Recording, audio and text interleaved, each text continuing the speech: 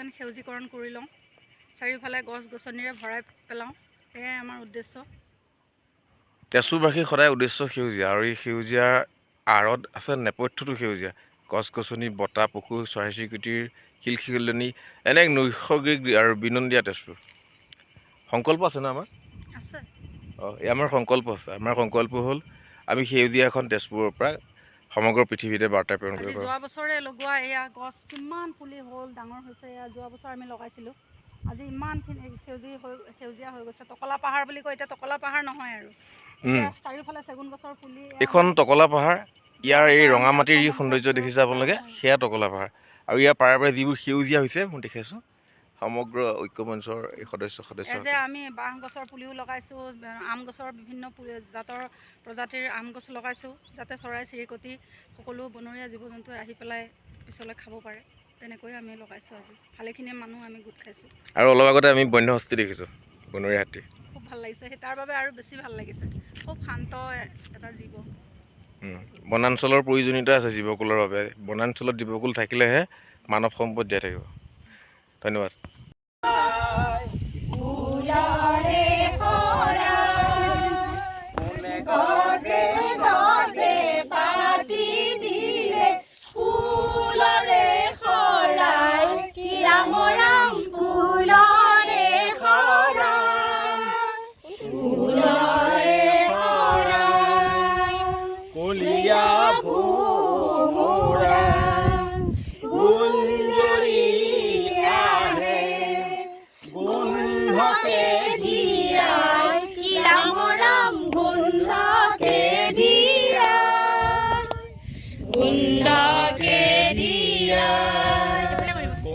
গোলাপী পক্ষী চেনে হাঁহি দিলে ৰূপতে ৰঙে চৰা, কোনে গোলাপী পক্ষী চেনে হাঁহি দিলে ৰূপতে ৰঙে চৰা, পুৰণি কালতে পৰিমলৰে উৰুৱাই পৱনে দিলে মিলাই, দিলেহি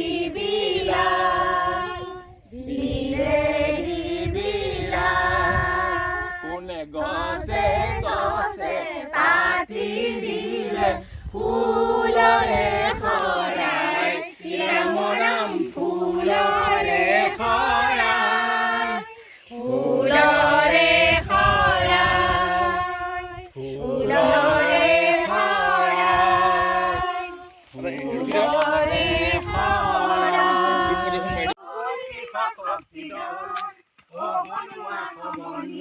আগবাঢ়ি যাম বল, যা যা যা যা মজুৰ জোৱান, নিৰ্যাতিত দুখিত কৃষক শক্তিমান, নিৰ্যাতিত বল বল কৃষক শক্তি দল, বনুৱা সমনীয়া আগবাঢ়ি যাওঁ বল, তই যোগাও বিশ্ববাসী, তই যোগাও শক্তিমান, তই যোগাও বিশ্ববাসীক মাটি ফালি ধান, তই যোগাও